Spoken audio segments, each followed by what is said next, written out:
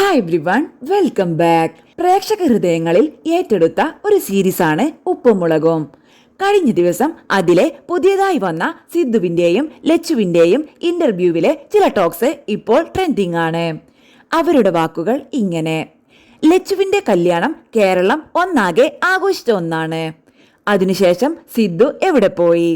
സിദ്ധു ഗൾഫിൽ നിന്നും എപ്പോൾ വരും എന്ന ചോദ്യങ്ങൾക്കുള്ള മറുപടിയുമായാണ് സിദ്ധുവും ലച്ചുവും എത്തിയിട്ടുള്ളത്. സിദ്ധു എങ്ങനെയാണ് പാറമട കുടുംബത്തിലേക്ക് എത്തിപ്പെട്ടത്? ഫസ്റ്റ് ഫ്ലവേഴ്സിൽ നിന്ന് എനിക്ക് കോൾ വന്നു. ആദ്യം ഡേറ്റ് ആണ് ചോദിച്ചത്. ചെയ്യാൻ താല്പര്യമുണ്ടോ? അപ്പോൾ ഇത് മുൻപൊരാൾ ചെയ്തു വന്നിരുന്ന ക്യാരക്ടർ ആണെന്ന് ഞാൻ അപ്പോഴാണ് അറിയുന്നത്. ഞാൻ അങ്ങോട്ട് പറഞ്ഞു, എനിക്കൊരു ഓഡിഷൻ വേണം.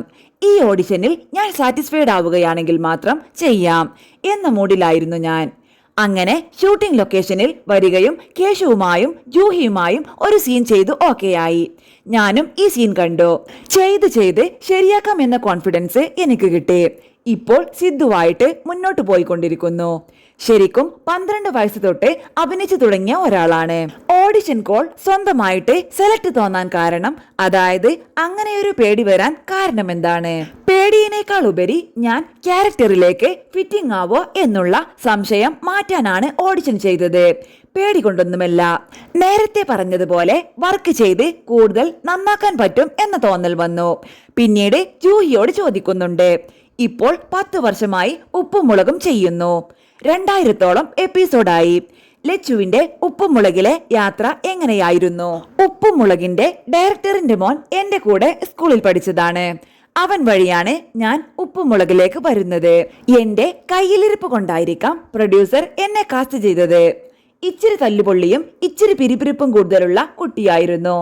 അവർ ഉദ്ദേശിച്ച ക്യാരക്ടറും ചിലപ്പോൾ അങ്ങനെയായിരിക്കും. എനിക്ക് പക്ഷേ ഓഡിഷനൊന്നും അങ്ങനെ ഉണ്ടായിരുന്നില്ല. എല്ലാ ആർട്ടിസ്റ്റുകളെയും വെച്ച് ചെറിയൊരു ഓഡിഷൻ പോലെ ഉണ്ടായിട്ടുള്ളൂ.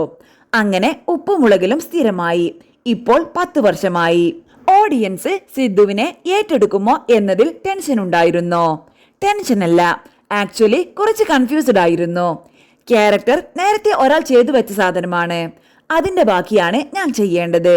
ഇതിന്റെ ഫസ്റ്റ് പ്രോമോയും മറ്റും വന്നു തുടങ്ങി. പിന്നെ എപ്പിസോഡായി. പ്രേക്ഷകർ അത്യാവശ്യമൊക്കെ കുഴപ്പമില്ല. ഈ സിദ്ധുവിനെ നമുക്ക് സഹിക്കുന്നതിന് പ്രശ്നമില്ല എന്ന രീതിയിൽ കമന്റ്സ് വന്നു തുടങ്ങിയപ്പോഴാണ് ഓക്കെ, പ്രേക്ഷകർ എന്നെ സപ്പോർട്ട് ചെയ്യുന്നുണ്ട് എന്ന് മനസ്സിലായത്.